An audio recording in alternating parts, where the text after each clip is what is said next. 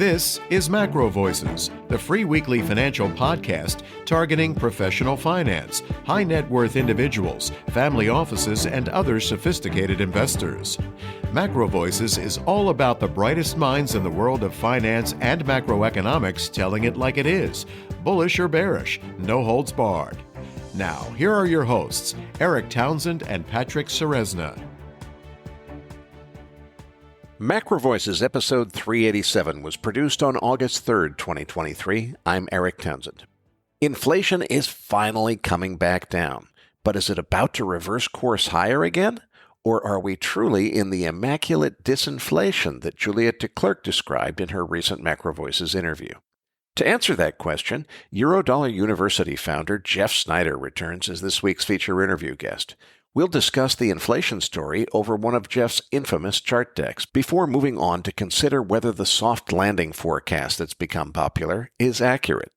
And I'm Patrick Ceresna with the Macro Scoreboard week over week as of the close of Wednesday, August 2nd, 2023. The S&P 500 futures were down 126 basis points to 45.37.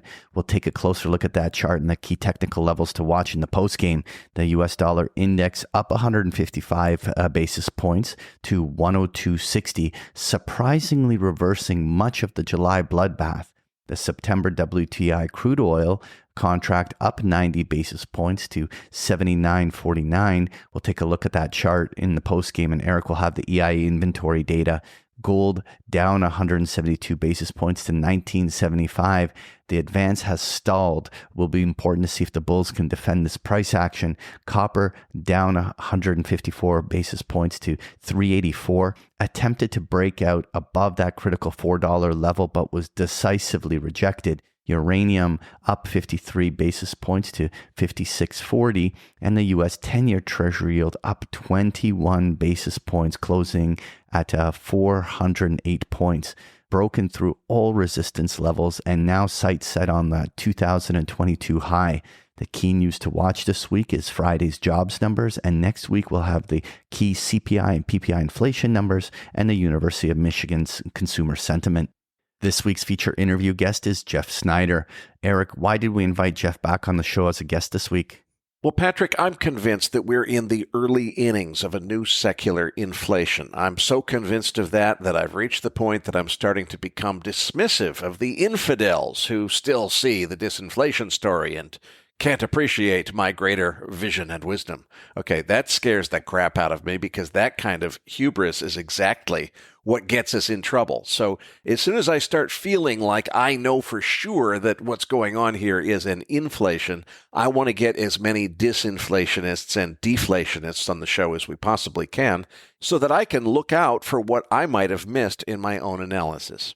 Jeff Snider is no slouch. He understands money and particularly the international Eurodollar money system better than anyone that I know. And he also sees a disinflationary outcome, not the inflation that I see. So I want to understand as much as I possibly can about why he sees something very different than what I see on the horizon.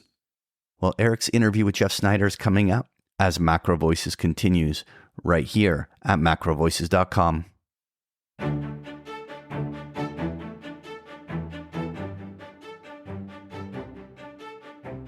And now, with this week's special guest, here's your host, Eric Townsend. Joining me now is Eurodollar University founder Jeff Snider. Regular listeners already know Jeff is famous for his slide decks. New listeners, you're not going to want to miss it. So be sure to download the slide deck. You'll find the download link in your Research Roundup email. If you don't have a Research Roundup email, just go to our homepage, macrovoices.com. Look for the red button above Jeff's picture that says Looking for the Downloads. Jeff, before we dive into the slide deck, which is largely about inflation, I want to come back to one of our previous conversations where you told us that prices were going up and they were going to continue to go up and there was going to be no inflation. And that, of course, confused a lot of people. There's a few folks in our audience who know exactly what you're talking about. It's this distinction between consumer price inflation and monetary inflation. What's the difference? But more importantly, why should we care about anything other than the price inflation, which is what affects how much money you got left in your wallet? Yeah, I mean, that's a great question to start with because the last part first, consumer price inflation, as we define it, as a supply shock, which we'll get into here in a minute, versus the monetary variety, which is really legitimate inflation.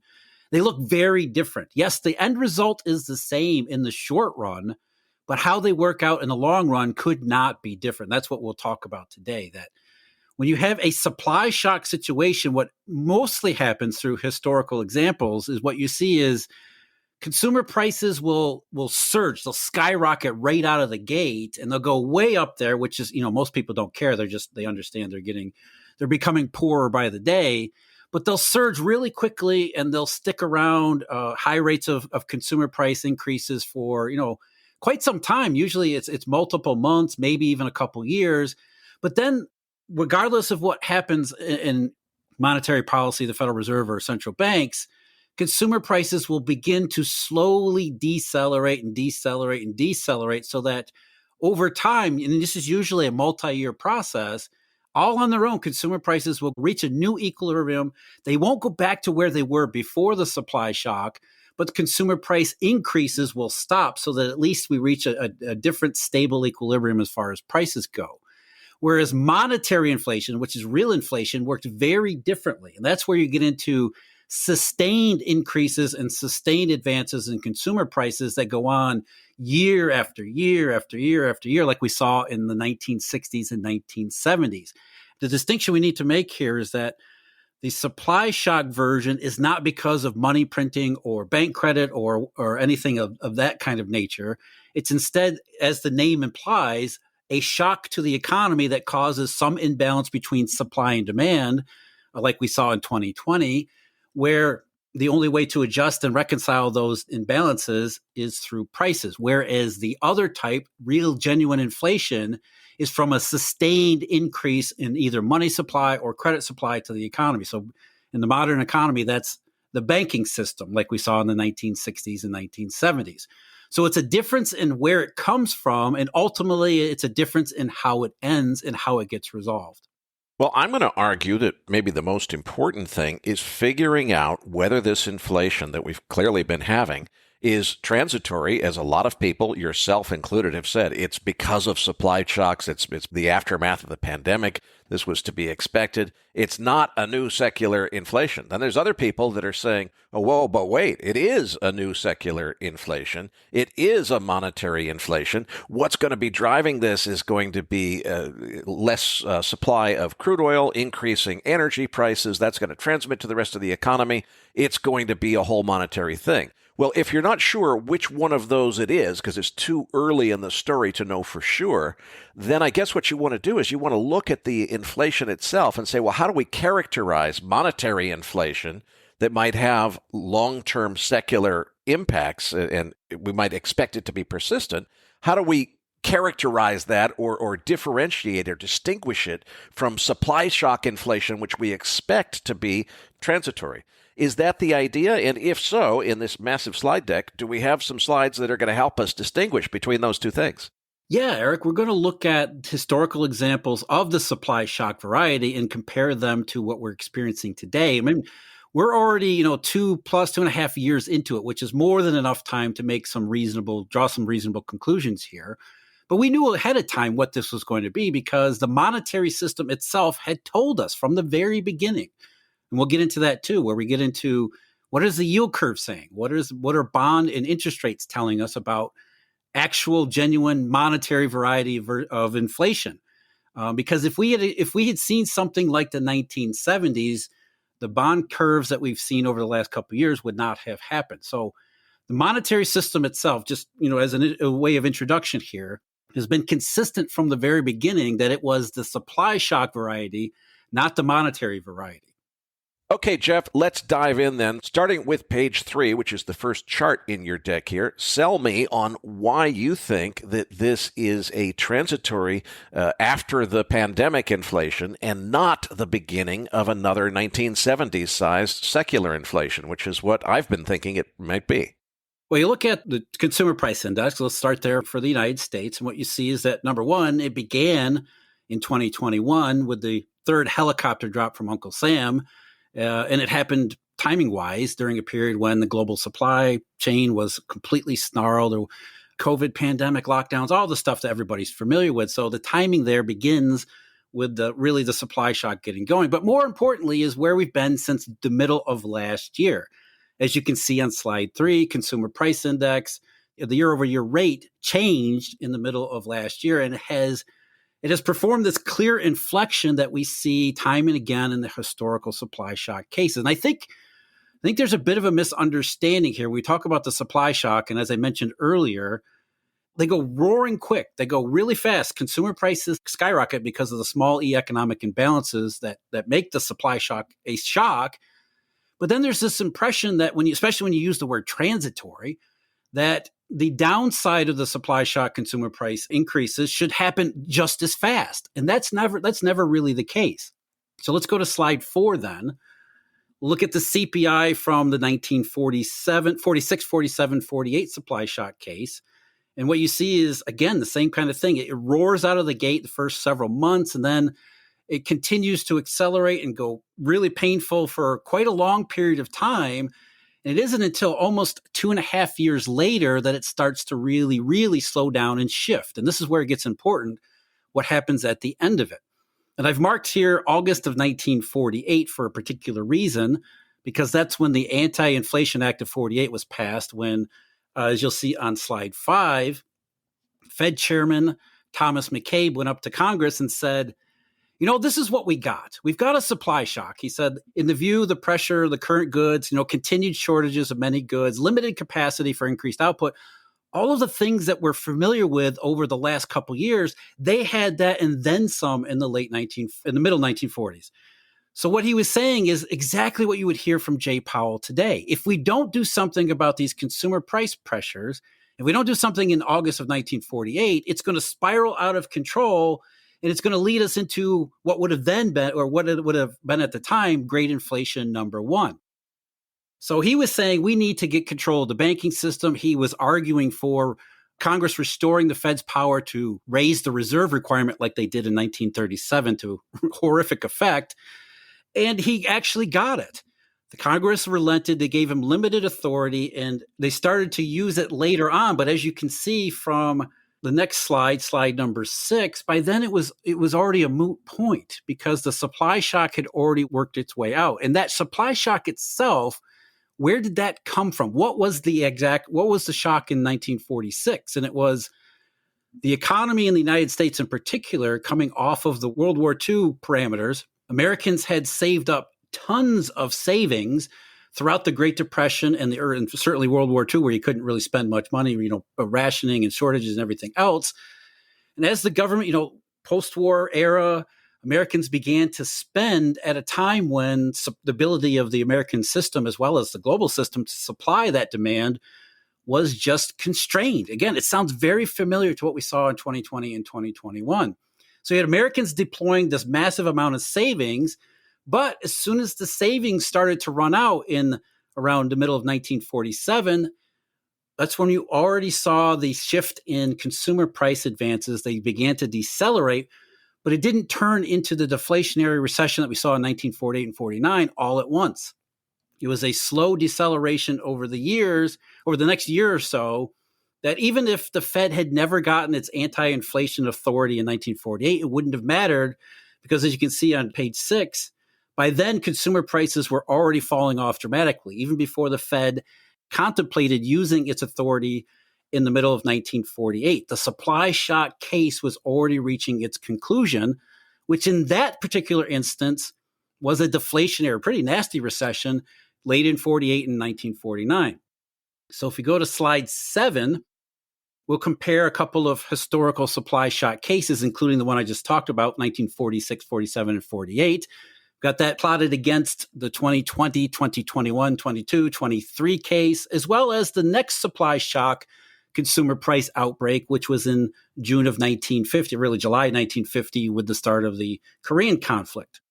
And again, what you see, and I think you can see it really clearly on the next slide, number 8, is how these supply shocks, like I said at the beginning, they roar out of the gate, huge increases in consumer prices. And even though they're transitory doesn't mean a couple of months. It means, in all of these cases, a couple years. And you can see how closely our current case is following along with, especially the 1946, 47, and 48 case, but to a certain extent, 1950 and 51, 52. But the point here is that even though each one of these was transitory, we're talking 30, 33, 34, 35, 36 months from beginning to end, which is where we're getting into right now. Compare that with the Great Inflation, which is on the next slide, number 9. It's very, very different. You can see it clearly. Just to be clear, the last couple of charts on page 8 and 9 are showing the consumer price index as a year-over-year rate of change. And that's what we're really seeing here. So in the early part of the Great Inflation in the 1960s, it starts out very differently and it ends very differently. By the time you get to year 3 and 4, inflation is still ramping up because there's this constant introduction, this constant flow of new money and new credit into the economy. Whereas in the supply shock case, especially 1946, once Americans had exhausted their savings and started to rebuild their savings, that was the end of the consumer price pressures, even though it took another couple of years to finally resolve itself into the deflationary recession of 48 and 49. And that sounds a lot like what we're seeing over the last couple of years. Now, it wasn't savings like in 1946, where Americans were not saving in the late 2010s into the early 2020s, but it was like savings altogether because of Uncle Sam's intervention in the economy with the helicopter drops and everything else. And if you look at the income statistics, what you'll see is exactly that. You see a huge increase in income from Uncle Sam's redistribution. And then into 2022, and really the second half of 2022, lack of income, lack of savings really come into it in the same way that we saw in 1947 and 48. So what we have from these 3 different cases is 3 potentially different endpoints. How does this resolve itself? The first one is the one, I think that we'll see throughout the rest of the presentation here. The evidence is pointing toward a deflationary recession, very much like the 1940s. There's also the possibility it ends up like the early 1950s, where we had a relatively short supply shock. It was pretty severe, but then it kind of it went away, dissipated into a soft landing, which you hear a lot nowadays. And then the third possibility, as you raised, Eric, earlier, was Great Inflation 2.0, which I don't see really any evidence for that, including right here. When we look at what the consumer price behavior has been over the last couple of years, there's a reason it resembles those other two and not the Great Inflation. And that's because we don't have the constant influx of new money and credit. In fact, in 2023, we have the opposite problem. We have a growing credit crunch, which I think contributes more to the deflationary recession, which is already developing on its own terms. Jeff, how do we measure where we are in this story right now? In other words, we know there was a massive wave of inflation because of the pandemic and the supply chain disruptions and so forth.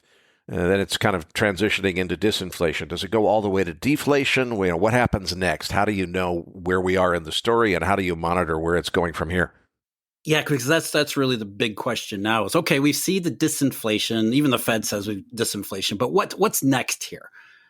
Do we continue on into the deflationary recession? Do we hit the soft landing that everybody's looking for? And so where do we look for? What do we look at for clues? And I would start in producer prices, because as you can see on chart 11, there's a very good correlation between especially finished goods producer prices, and the PCE deflator, as you would expect. It's not a perfect correlation. Nothing ever is. But I mean, when you're talking about economic data, high frequency macroeconomic accounts, that's about as good a correlation as you can see. And producer prices, not just in the United States, as we'll see around the world, they're already solidly deflationary. So if we follow the producer price index in the US, where it's going, I mean, that's already negative. It suggests that the consumer price index, or in this case, the PCE deflator, is likely to continue to decline too. We see that in more close up on page 12. The producer price index is leading the consumer price index, or in this case, the PCE deflator, lower, really since, again, the early part of last year, and then consumer prices really turned around June. Even before the Fed got going with its rate hikes, we were already into the supply shock inflection.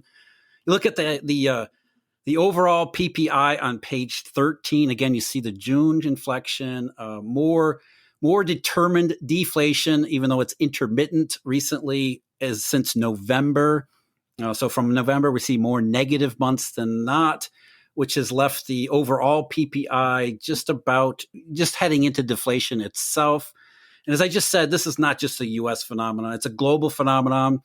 You look on page 14, even the Euro PPI, which is negative, and here I've got the Euro area core PPI, core prices. That's another thing you hear a lot about, stubborn core prices. Well, here we have producer prices in Europe that are really negative in the month of May, which I believe is the latest data we have, already negative in April. So 2 straight months of declines there. And that's core producer prices, which lead the European consumer prices too. Slide 15, Japan, guess what? Deflation in producer prices in Japan. And I think the big one is on the next slide, page 16, China. Chinese producer prices have been a bellwether for global, not just global trade, not just global manufacturing, but the overall direction of the global economy. And we've already seen up to June Chinese producer prices that are declining at a rate we've only seen it a couple times in its modern history. Far and away worse than 2020. We're about equal to the lows of 2015, 2016, which was a devastating time for much of the world, especially emerging markets. We're getting into territory exclusive company like something like 2008, 2009. So if we're looking for clues about how disinflation in consumer prices is going to resolve itself, are we going to hit the soft landing? Are we moving into deflationary recession?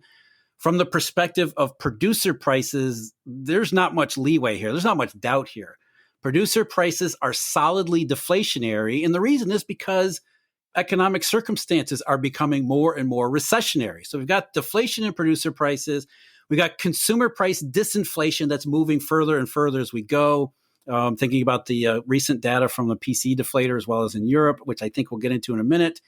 But either way, where's all this going? The producer prices are moving the entire economy toward the deflationary recession outcome, which I think you can see pretty well on slide 17, where I've taken the Chinese PPI and measured it against U.S. wholesale sales. And once again, we see a absolutely tight correlation with producer prices in China and business-to-business sales in the United States, which suggests not just further disinflation, but also further deflation in the U.S. economy as it relates to Chinese producers who aren't producing as many goods, which is also consistent with a recessionary environment.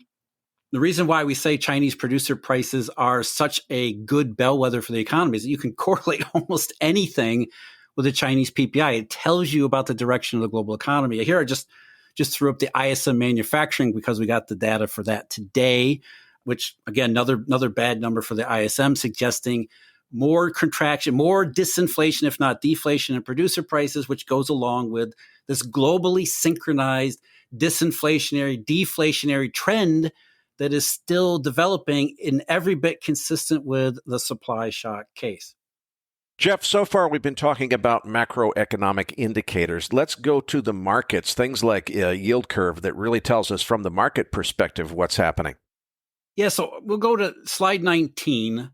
The near-term forward spread, that's something that central bankers at least had mentioned before. When the yield curve first inverted back in March of 2022, everybody said, no, we're not going to pay any attention to that. We only pay attention to the near-term forward spread. The near-term forward spread looks at the 3-month rate today and what the market believes the 3-month rate will be 6 quarters ahead or 18 months ahead. And for a while there, Powell said in the early part of 2022, the near-term forward spread is steep, which is the market saying that it was expecting interest rates to be higher 6 quarters in the future than it was at that time, which made sense given the fact that Powell and the FOMC was increasingly hawkish and about to raise rates. But as you can see, really since May and into June in particular, again, consistent with what we see in the macroeconomic data, everything began to change. So that by the time we get to November, the near-term forward spread had inverted. And that's about the time you stopped hearing anybody at the Federal Reserve or anywhere talking about it. And since November, it's gotten more and more inverted, obviously took a turn lower after Silicon Valley Bank in the first stage of the banking crisis. It's come back a little bit after First Republic, But still, even today, the near-term forward spread is about where it was in February, which suggested pretty substantial recession. What the near-term forward spread is telling us is that the market expects that interest rates, in this case, the 3-month rate, will be substantially lower 18 months from now than it is today, which is consistent not with a soft landing, but instead with the deflationary recession that we continue to see in the macroeconomic data. And we go further into the yield curve mechanics, page 20. You've got the 2-year cash rate, the U.S. nominal treasury, versus the 2-year forward rate, which is something that the Federal Reserve comes up with doing some calculation. You can see the same thing, moderately steep around June and July last year. Then it completely collapsed, started to invert. But really, again, November and December, you see that the forward 2-year rate goes below the current 2-year rate, which indicative of the market suggesting rates are going to be lower 2 years ahead. At some point in the future, rates are going to be lower than whatever they are today, consistent with deflation and recession, certainly not continued inflation. Same thing, next page 21. That's just the 1-year forward rate and the 12-month treasury bill. Same thing. Market expecting interest rates to go lower in the future. And then, page 22, you look at the yield curve over the last year and a couple months, and it really hasn't done much despite all, everything that we've heard from soft landing, all the quantitative tightening that's going on, which is almost $700 billion as of the latest week in just U.S. Treasuries alone. We've got all those rate hikes in between. We've got any number of commentators saying that inflation is going to pick up again. What do they call it? Transitory disinflation. That was a term that came up earlier part of this year.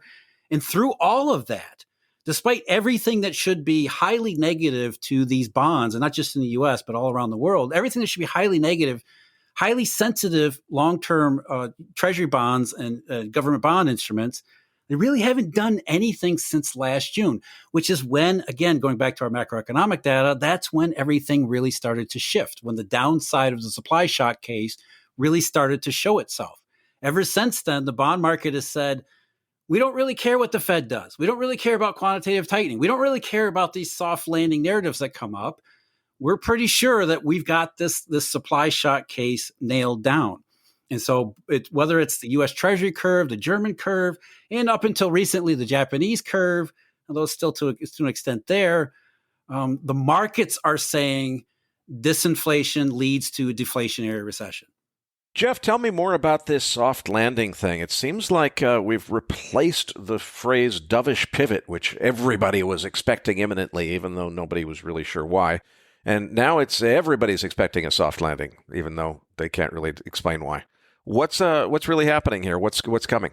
Well, that expectation is, from the realization that the Fed's rate hikes are coming to an end, which is consistent with the disinflation that we see in all the macroeconomic data. Forget the market data. As we said, the Fed doesn't really pay attention to anything that contradicts its positions. Certainly, like something like the near-term forward spread, that was once all the information you could want from the yield curve that nowadays they don't even mention. So as far as the Fed's concerned, we've got the Goldilocks scenario, right? We've got disinflation coming in consumer prices. Forget the deflation in producer prices. We got disinflation. It's more and more entrenched. We see it in core consumer price rates. The GDP numbers for last quarter, even services prices were substantially slower than they had been previously. So from the Fed's perspective, they can say, yes, we've got this disinflation developing. So that means an end to the rate hikes. But also at the same time, we won't have a recession. It'll be terrific. We'll have no recession. We'll just have a little bit of a slowdown. Consumer pressures will go away. It's absolutely perfect, which is one reason why the stock market is seemingly on fire at the moment, because it's like the Goldilocks scenario. But, is that really the case? Is that what we're really seeing in the data? Does Jay Powell even agree with Jay Powell?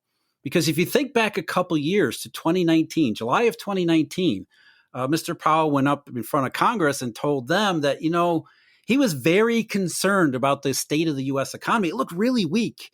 The yield curve was really flattening out. Some parts of it were already inverted. The macroeconomic data was not good. And he singled out the strength of the global economy, said, there's weakness around the rest of the world. We need to be really concerned here. And as I think many people might remember, within a matter of just a few weeks, the Fed was cutting rates. At the end of July 2019, they began a series of rate cuts that also included a quantitative easing in there. So we would expect if Powell back in 2019 was very concerned about recession in the economy, and today he's very constructive on the economy and consumer prices, we should be able to tell the difference in the macroeconomic data. So if the soft landing is what we see today versus he was afraid of a hard landing in 2019, that's not what we see in the accounts. If you go to slide 25, nominal GDP in the second quarter of 2019 is actually a little bit better than it was in the second quarter of 2023, despite the positive interpretation of the recent GDP report.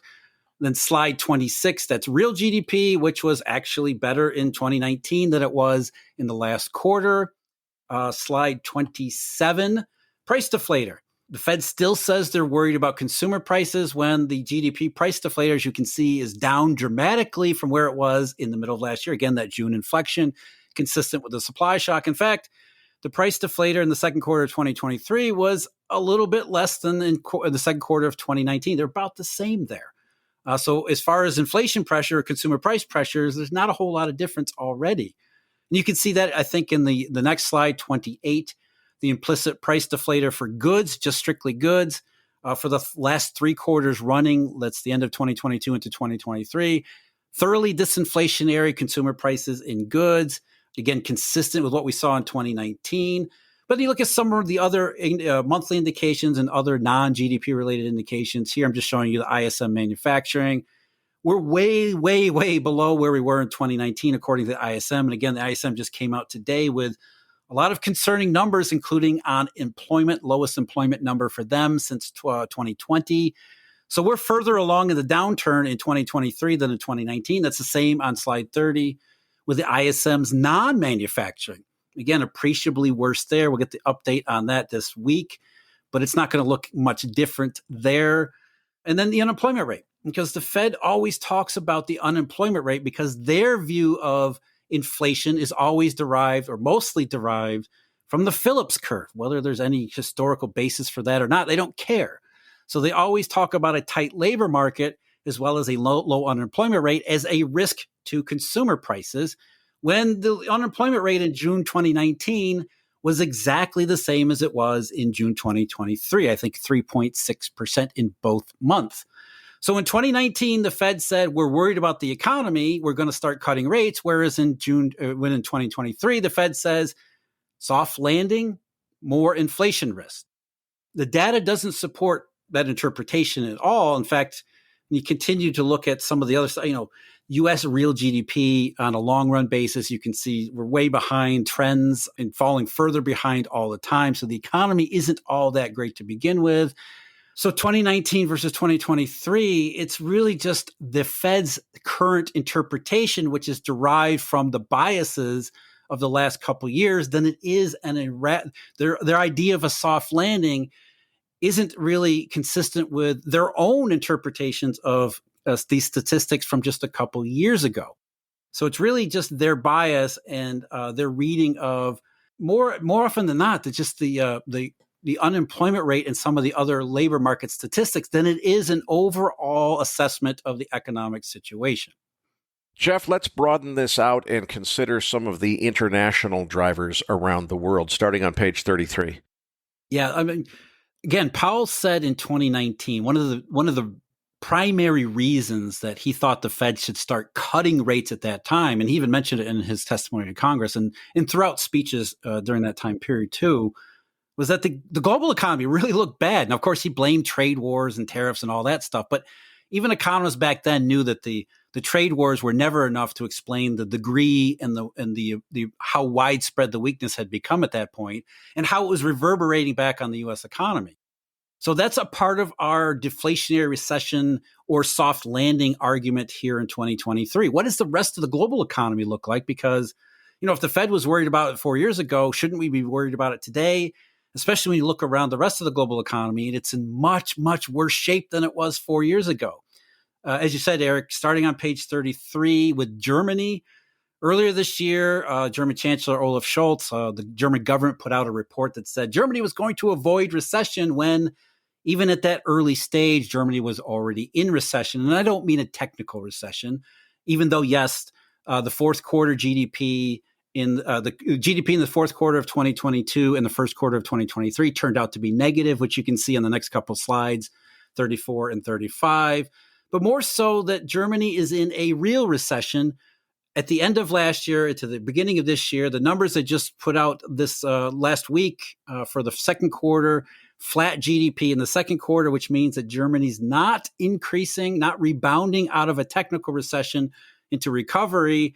Instead, Germany's already in the beginning stages of a recession and is likely heading into a worse shape moving forward, which the reason we spend some time on Germany and focus on Germany is because it is another bellwether economy for the global system. And it's consistent with everything that we talked about before with, say, Chinese producer prices. Slide 35, we got German GDP there, along with manufacturing, disinflation and deflation in producer prices. You can see it from Germany's perspective, where the S&P Global's PMI is just down into levels that we've only seen on a handful of occasions.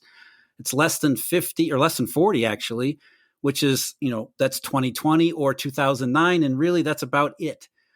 So the level of the goods economy or demand in the goods economy is consistent with ongoing deflation in producer prices and further disinflation in consumer prices. And it's not just one survey or another. If you go to slide 36, Germany's ZEW assessment of the situation there is actually much worse than GDP. It's way down at recession levels consistent with 2020 as well as 2008 and 2009. So if Germany's already in recession and looking to stay in recession or maybe get worse recession, that's not a good start for the rest of the world, especially when you look at slides 37 and 38, where we have German trade, which by volume is already at lows consistent with the Great Recession 15 years ago. And I don't mean rates of contraction. I mean actual volumes of trade is the same as when we were at the worst parts of some of the worst economic circumstances in modern history. That was already 15 years in the past. And I think this chart here and the next one on page 38 really highlights the problem that many people have, is when you see the values of imports or the values of goods that have been traded around the world go high because of the supply shock, you associate that with a red hot economy. When you look at these trade statistics and a lot of other statistics, including real GDP, what you see is that the actual amount of goods that were traded, the actual amount of demand for goods as well as services was masked by that increase in consumer prices and producer prices to an extent. So we were confusing consumer price increases for a bunch of things, including genuine inflation, as well as an actual red hot economy and recovery, where when you look around the world at these trade statistics, you see that the economy never really got recovered all that much, and it has already fallen off to a substantial degree, which matters because as the nominal economy starts to roll over, we start to move out of the supply shock, increasing prices, therefore increasing revenue to a lot of these businesses around the world. They now have to normalize their own individual operations to volume that is so much less than people realized. So if you have no nominal protection from the supply shock nominal price increases, what are you going to do? You're going to start firing workers, because not only do you not have work for them to do, you also don't have the money coming in, keeping all of those things up. So as far as Germany and Europe goes, deflationary recession is more developed and more advanced than it is here, which makes sense, especially from Germany's perspective, because that's a bellwether.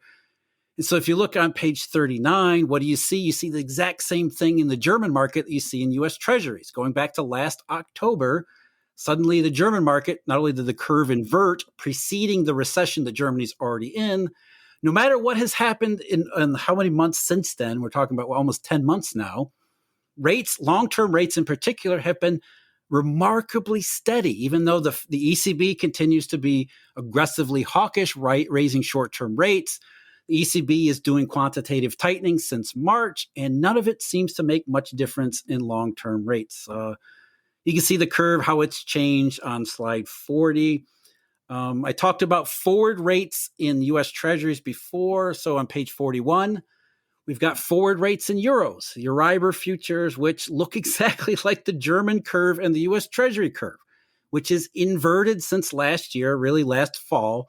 The fireworks in September and October, they actually did produce a huge shift in the marketplace, which is consistent with rates going down in the future, which is itself consistent with the deflationary recession scenario. And so it just continues to go data point after data point. On page 42, going back into macroeconomic data, we see the consumer prices in Europe measured against consumer price expectations from the European Commission's economic sentiment indicator, pointing for more disinflation at the very least ahead. Producer prices, consumer prices, I talk about the relationship there. It's not just in the United States. We also see the same relationship in Europe. Very close correlation between producer prices and consumer prices. And producer prices in Europe, as I mentioned, they're already deflationary. So likely more, at least disinflation in consumer prices in Europe. European GDP, which just came out yesterday. Again, you see Europe never really recovered all that much in real terms and now experiencing a recession that is not likely to get out of. More forward-looking indications for the second half, more negative than they were in the first half. And so Europe, Germany, you look at those and it's a picture of where the U.S. is going to be in a few months. The recession in Europe is already more developed, even if consumer prices are lagging, which is not unusual, as we've said before. Producer prices and deflation, the economy overall heading for much worse trouble. One reason why, slide 46, again, this is a globally synchronized problem. And the biggest problem is probably China. Slide 47, the Chinese GDP is just a mess. And the last GDP number, around 6%, is actually much worse than it appears. That just had a high base effect comparable to the second quarter of 2022 when China was locked down to a high extent. You also see just horrible retail sales numbers in China. The last one for June was 3%, I believe. There was a time when anything less than 7 or 8% was considered a recession. Now we're lucky. China's lucky if they get 3%. And that's with an easy comparison. Slide 49, fixed asset investment. And you can just keep going through all of these economic statistics from China. What you see is exactly what we started out with. You go to slide 50 and 51, trade numbers. Trade recession, we're already in the same territory as 2020 or 2016 or 2008, 2009, whether it's imports or exports from China on page 51. We got one of the worst export numbers in Chinese economic history for June. So it's when you step back and look at everything, you've got disinflation in consumer prices, but that's looking behind us to an extent, and it's already consistent with the supply shock case. Looking ahead at what producers and markets are saying, producers are already cutting prices to try to deal with the lack of demand. At the same time, markets are pricing forward from that lack of demand, as well as deflation in producer prices and disinflation in consumer prices, saying this is only going to continue, especially as it spreads everywhere around the world. Now, I focus here on Germany, Europe, and China, as well as the US. You can look at other places around the world that are in similar circumstances because it really is a globally synchronized trend. And to me, that globally synchronized trend, all of the data points toward not a soft landing, not a great inflation 2.0, but the 1946, 47, 48 case, which, go back to slide 53. Again, China producer prices, highly deflationary, which will spread across the global system. Jeff, as always, I love your charts and graphs, but I'd like to try to tie all of this together now, because if I look at your whole presentation about soft landing and everything else, it seems to echo a lot of what I've heard from some of our expert MacroVoices guests in the last several months. So many different voices kind of saying, look, it's not over till it's over. The bear market bottom is not in. This is a bear market rally. We've heard all of these different messages basically saying it ain't over yet. There's a bad ending here. It's still coming. But look at the stock market, Jeff. I mean, we're way past the 61.8% fib retracement. What are we waiting for? To see a reversal at the 99 and 44 100% point at 47.96 point something? So that we don't quite get an all-time high before the bear market rally is over? I mean, it doesn't look like a bear market rally. It looks like we're headed to new all-time highs and everything's better. But I think you and I agree that everything's not really better. Why does the market think it is? Well, I think the market loves what the soft landing scenario presents. And right now, when you look at the macroeconomic data, there's enough ambiguity in the statistics where you can say that, yes, this is nothing more than a soft landing. We're in an economic slowdown globally, but the slowdown will slow down. It'll stop before we get to recession. Jay Powell is going to stop hiking rates. It's going to be the absolute perfect recovery scenario. And so if you're a stock investor and you believe in the soft landing stuff, then wouldn't you want to buy now before it actually gets confirmed? And so the question is whether or not the market is sending us a useful fundamental signal of the future possibilities, which I don't believe stocks really do. Or the biggest bull trap you've ever seen, which is what it's sounding like to me. Yeah, I think that's exactly it, Eric. I absolutely believe that's the case. And I think, after you think about it this way, when did stocks hit their high? That was late 2021. And so for the last year and a half, everybody's been sitting back saying, oh, this sucks. I need to get back in the market. I want to get back in the market. I need to get back in the market. And as soon as the Fed says, we're going to stop hiking rates and it looks like a soft landing, everybody got back in the market. Why are we so surprised about that? And to me, again, equity prices don't really have a whole lot of fundamental signals involved with them. And it's really a reflection of what people are thinking and therefore trading on. And if people are buying the soft landing story, then the stock market will be literally buying the soft landing narrative, which is exactly what I think is happening here.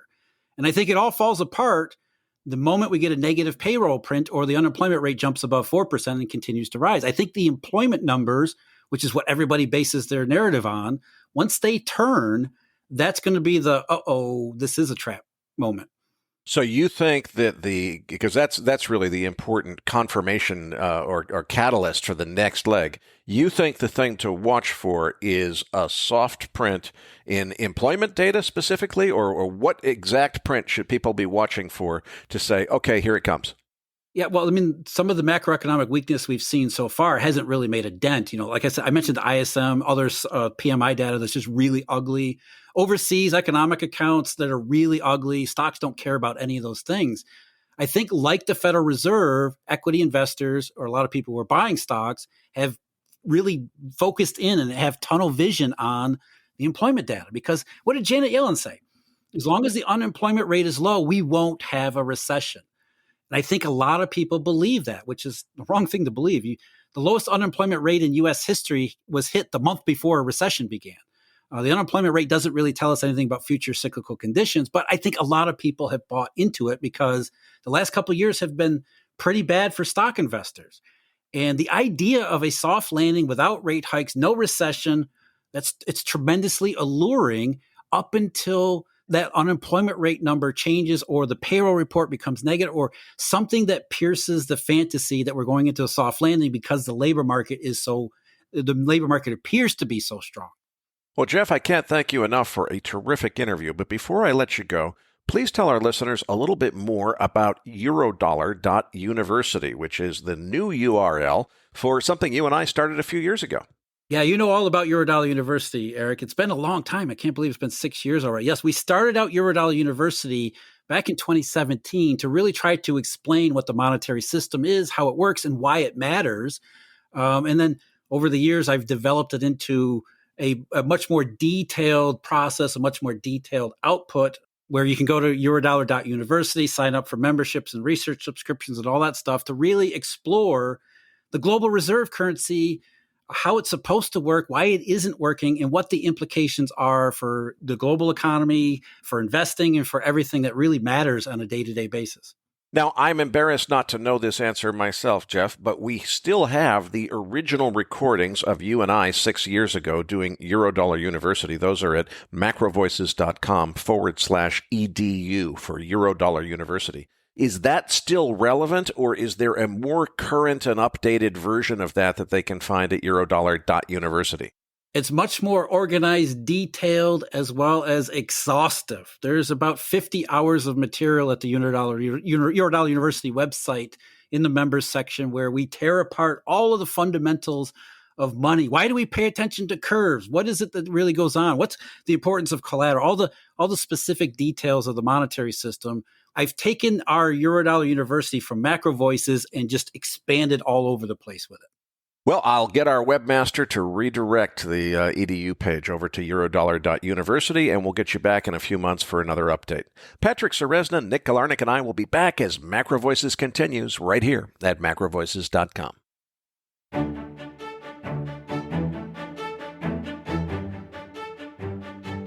Now, back to your hosts, Eric Townsend and Patrick Ceresna.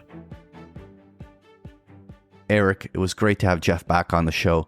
Now joining us again in the post-game segment is Nick Galarnik. Now let's get to that chart deck. Listeners, you're going to find the download link for the post-game chart deck in your Research Roundup email. If you don't have a Research Roundup email, it means you have not yet registered at MacroVoices.com. Just go to our homepage, MacroVoices.com, and click on the red button over Jeff's picture saying, looking for the downloads.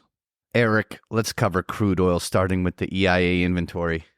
EIA printed a record 17 million barrel drawdown. As far as I know, that's an all-time record, but remember the records all time, it only goes back to the 1980s or so that we've been keeping these records. I'm still pretty sure in the history of the world, there's never been a 17 million barrel drawdown in a single week from U.S. oil storage ever before.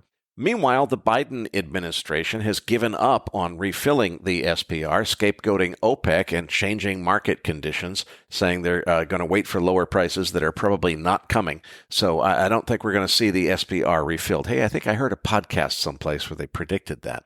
Cushing, Oklahoma, drawing down 1.2 million barrels. Gasoline building, not drawing down, but building 1.5 million barrels. That was the surprise on the board. Distillates drawing down 796,000 barrels. U.S. production holding unchanged at 12.2 million barrels.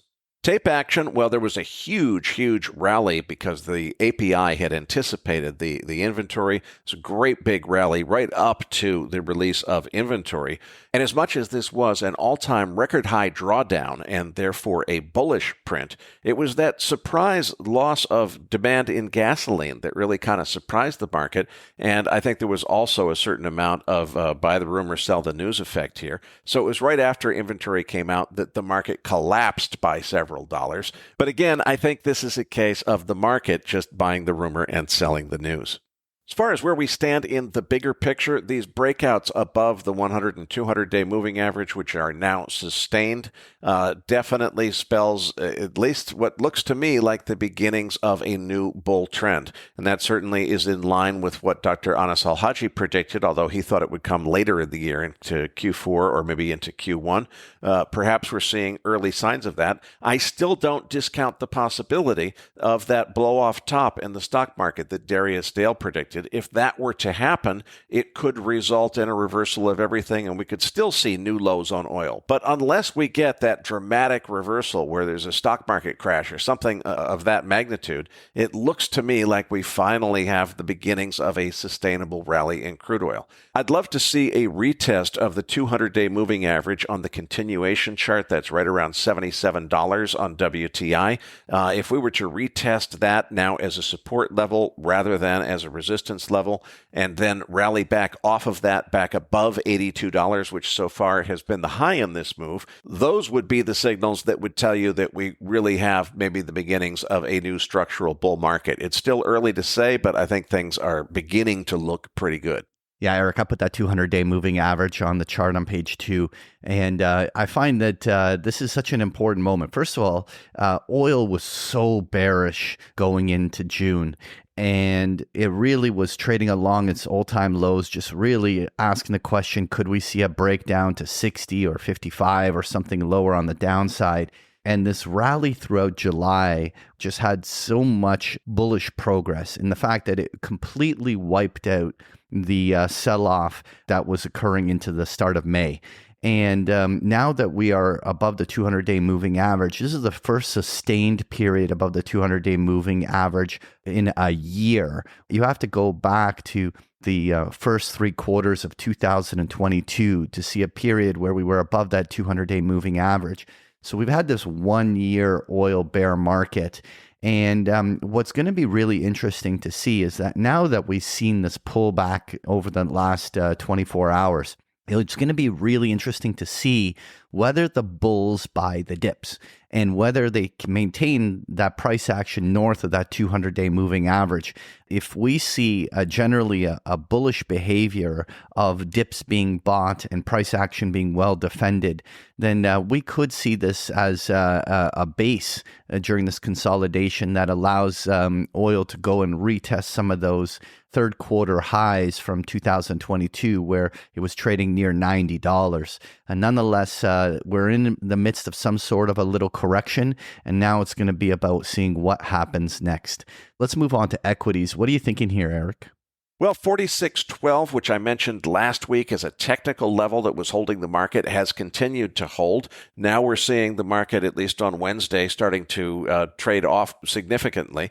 If all the experts who said that this is just a bear market rally and the worst is yet to come are still going to be proven right, that needs to happen pretty darn soon. Remember, Darius Dale was one of those bears who was saying that the downside is still to come, but he also predicted that right tail risk was what was going to happen first. So far it seems to be playing out the way Darius predicted. Are the bears really going to be proven right in the end? Well, it's still early to say. Yeah, I want to talk about that 46.12 high in just a moment, but let's get Nick involved in this conversation. Nick, obviously a big reversal here the other day on the S&P. The volatility is expanded. How do the support resistance levels look on the S&P based on the options market? So the spot price right now is approximately 45.15 on SPX. There's a call wall above at 46.50 and a put wall pretty much right where we are right now at 4,500.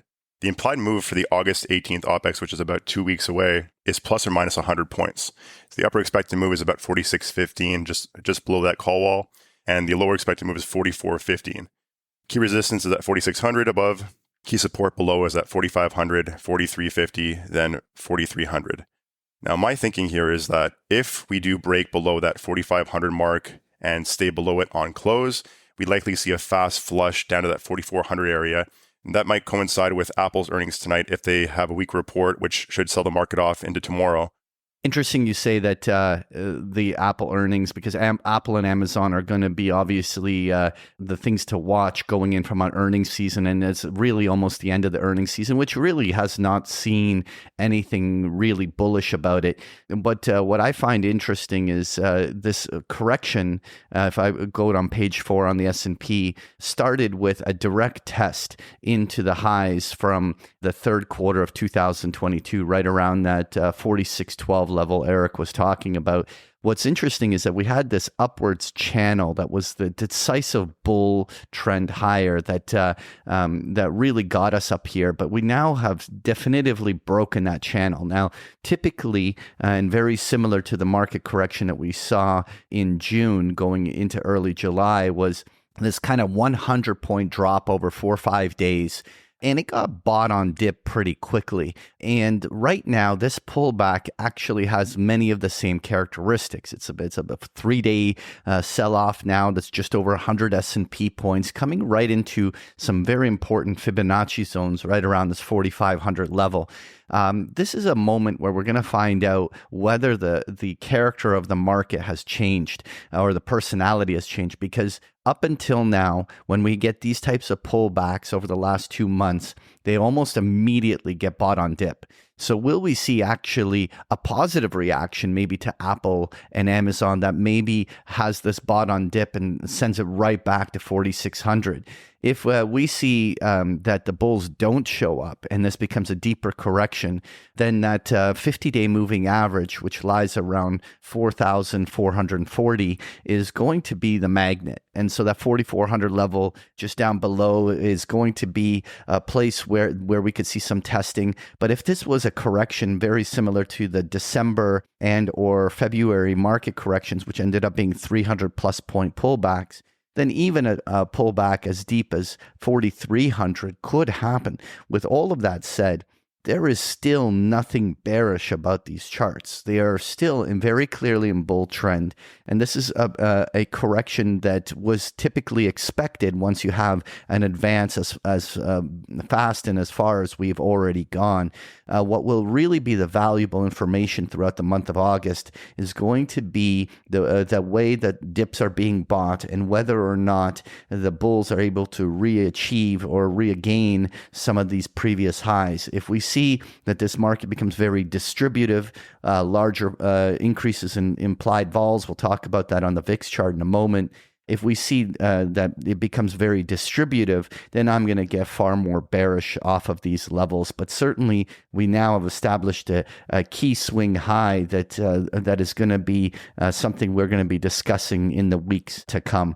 With that said, let's just quickly touch on those NASDAQ levels. Obviously, the NASDAQ is going to be an important factor here because of the Apple and Amazon earnings coming out here after we recorded this. And so what levels are you watching here, Nick? So the spot price on NASDAQ right now is 375 approximately. We have a call wall above at 385 and a put wall just below at 370. The implied move for the August 18th OPEX is plus minus 12 points. So the upper expected move would be 387 and the lower expected move would be 363 approximately. Now we have resistance just above at 400 and then at 409, which are the all-time highs, and key support just below at 370. Again, as I said in the past weeks, I do think that tech is very overextended and the multiples on PE are very, very high right now relative to historical averages. And I favor the small caps in terms of the Russell over the NASDAQ. So I'm not inclined to really buy any of these dips unless we see a substantial sell-off in the realm of 5 to 10%. And I do think we see some more downside before we see a touch of the upside. Again, it's possible we push all-time highs if we get a good report from Apple or Amazon or both. But I'm inclined to think we see more downside first. All right, well, let's talk about the volatility levels because obviously we saw multi-year lows on the VIX as we saw even the 12 handle at one point on a couple intraday basis, but really a consolidation along the 13 level on the VIX. And everything was pretty complacent, but the last 2 days of selling have now us in the 16 and a half levels on the VIX, and certainly a return back to some of the levels we saw in the first half of the year. Do you think this is a meaningful turn up, or you think this is just a short-term blip because of the selling? It could be a short-term blip for sure. I mean, looking at the current spot VIX, which is about 16 or so, which denotes 1% daily moves in broad markets. I mean, I touched on it last week and the week before that these low levels on VIX, we have these events that come out of left field, catalyst events, that is. So this week, for example, was the Fitch downgrade of US, which caused a spike in the VIX and also a correlating decline in broad markets. Also looking at, things like the US dollar, for example, which we'll touch on in a sec, that's rallied back up as well a little bit. So there's a confluence of events right now that are pointing to a bit of risk off perhaps as we get into the late summer. But right now, again, premiums are getting a bit more elevated, which is kind of nice if you're selling premium, which I am myself. You got to be cautious here, I would say. Now, moving on to page 7, we have the US dollar index, which I just mentioned. Eric, what are your thoughts here? I said last week that we're right on the edge of retesting a prior support level as resistance, and I expected that resistance to hold. I thought the market would fail there and the dollar would move substantially lower. That was proven wrong this week, at least my prediction as to where it was going to go. Remember, technical analysis doesn't predict future prices. It only predicts where the forks in the road are likely to occur. And I think we correctly predicted that's where the fork in the road was going to be. I thought it was going to take the other fork. What all this means is now we have a new signal, which is a false breakdown reversing above the prior support level to reestablish the prior consolidation range. The next big tell is whether the dollar can rally above 103.75, which would signal a trend reversal to the upside. But what I find just astonishing is that the market has almost completely, totally ignored a major rating agency downgrading the credit rating of the United States of America, which no longer enjoys a AAA Fitch score as of this week. I'm reminded of Stan Druckenmiller's words of disbelief when everyone was focused on the debt ceiling extension rather than the much more pressing question of the unsustainable debt problem that we've been ignoring for decades. Prominent members of the finance community are actually ridiculing Fitch this week, while nobody seems to care that interest rates went back up just as the doomers predicted, and that compromised U.S. sovereign creditworthiness just as the doomers predicted. Don't worry, though, about the credit downgrade, folks. There's nothing to see here. Just bring on the MMT and let's spend, baby, spend until we lose that AA rating, too. And when we do, we'll just say it's only silly politics and it's not real. I think that we should take this stuff seriously, and it's really telling to me that the market has completely ignored such an important signal. You know what's interesting, Eric, is that that dollar rally has now almost completely wiped out that July bloodbath that we had at the start where the dollar index broke down to year lows. And at minimum, this really asks the question as to whether or not that was a legit breakdown or whether just it was a short-term liquidity event and that we're really returning back into that trade range that's been dominating the dollar all year long. Obviously, the one thing which I typically like to technically see is dips being bought. So now that we've seen this very robust rally, will we see that the areas where all these lows in February and April and May, which all occurred around this 101 level, will all short-term little pullbacks on the dollar stay north of 101? If we see that the price action remains in the trade range that was established all year, then it may end up proving that the dollar breakdown wasn't really a breakdown at all and that the trade range is the prevailing force. And moving on to page 8, we have the chart of the gold futures. What are you thinking here, Eric? Well, you'd think that if gold's major competition is the U.S. Treasury market, and that got a credit downgrade this week, well, that ought to have caused any rational investor to say, hey, gold's a better deal than Treasuries because it didn't just get downgraded by a major rating agency. And by the way, it can't get downgraded because it doesn't have any contingent liabilities. But there's no luck there this week. As I've said before, I think the Fed policy is going to prove more hawkish than most participants expect. That, not the fundamental factor of U.S. Treasuries being downgraded, is what's going to present a headwind for gold. I'm still hoping for a dip to 1860 or lower so that I can add to my long position. Longer term, though, I couldn't be more bullish. And what's interesting to me is that the bull scenario that I had for gold and silver really were anchored, obviously, on two factors. One is this pullback in rates, and two, in the U.S. dollar continuing to weaken. And simply neither of the two have manifested. We continue to see higher yields and the dollar strengthening. If this was a false breakdown in the dollar, and it just may mean that gold is likely to continue to be trade range bound. While I do think that there's a bull cycle coming in gold, question is, does it come when the next easing cycle starts, which could be many, many, many months away? So right now, with gold failing at this 50-day moving average, which I have on the chart, the bigger question is, will we see a break of those June-July lows? If it does, a consolidation over the span of the third quarter where gold can retest February-March lows as it remains muddled in a period where we might see a little bit more risk off in the broader markets, may be what comes around. Obviously, let's watch what happens in the dollar, and I think it'll tell a lot about what's happening in gold. I want to move on, though. On page 9, I have a chart on copper. And what's interesting is that we had a very definitive breakout attempt above $4 on copper, which was decisively rejected. And while the ascending trend line, which I've drawn on here, has not been broken to suggest that copper is bearish, it certainly was a false breakout. And one of the things to watch on copper is whether this trend line does get broken and whether or not copper is destined to somehow go and retest the lows from May and June. I at this moment, was giving the bulls the benefit of the doubt, but they really have to show up here and push this right back toward those highs in the coming week, because any further weakness here is just going to mean that copper has to wait a little bit longer in that cycle. Finally, though, I wanted to, on page 10, just touch on that, just the market breadth. And this is using the New York Stock Exchange, the percentage of stocks above their 50-day moving averages. And really what it does is it just really shows how the market cycles through periods of large distribution to broad rallies. And we've gone from back during the regional bank crisis, where over 80% of stocks were decisively being distributed in a downtrend, to now the reverse, where we had a very strong uptrend where 80-85% of stocks were very bullish. And this cycle tends to very well demonstrate the kind of expansion and contraction cycles. So now that we've been this overbought, we're obviously due for a pause, and it really is interesting to see that it is reversed here. And the question now now is this a swing high in the markets? Obviously, we talked about the S&P already. It'll be interesting to see what happens in the coming days.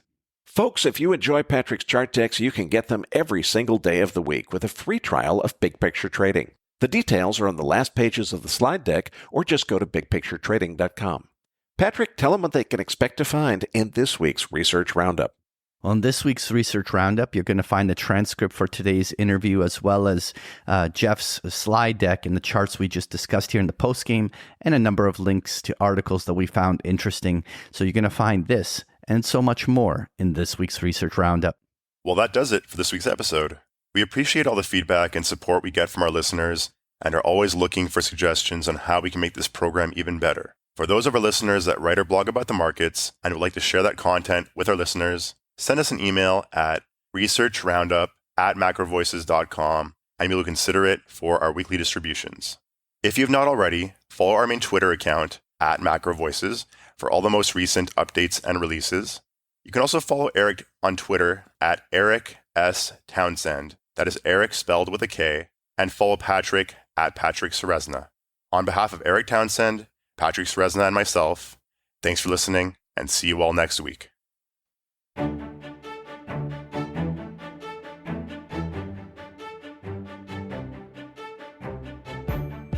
That concludes this edition of MacroVoices. Be sure to tune in each week to hear feature interviews with the brightest minds in finance and macroeconomics. MacroVoices is made possible by sponsorship from BigPictureTrading.com, the Internet's premier source of online education for traders. Please visit BigPictureTrading.com for more information. Please register your free account at MacroVoices.com. Once registered, you'll receive our free weekly Research Roundup email containing links to supporting documents from our featured guests and the very best free financial content our volunteer research team could find on the internet each week. You'll also gain access to our free listener discussion forums and research library. And the more registered users we have, the more we'll be able to recruit high-profile feature interview guests for future programs. So please register your free account today at macrovoices.com if you haven't already. You can subscribe to MacroVoices on iTunes to have MacroVoices automatically delivered to your mobile device each week, free of charge. You can email questions for the program to mailbag@macrovoices.com, and we'll answer your questions on the air from time to time in our mailbag segment. MacroVoices is presented for informational and entertainment purposes only. The information presented on MacroVoices should not be construed as investment advice. Always consult a licensed investment professional before making investment decisions. The views and opinions expressed on MacroVoices are those of the participants and do not necessarily reflect those of the show's hosts or sponsors. MacroVoices, its producers, sponsors, and hosts Eric Townsend and Patrick Ceresna shall not be liable for losses resulting from investment decisions based on information or viewpoints presented on MacroVoices. MacroVoices is made possible by sponsorship from BigPictureTrading.com and by funding from Fourth Turning Capital Management, LLC. For more information, visit MacroVoices.com.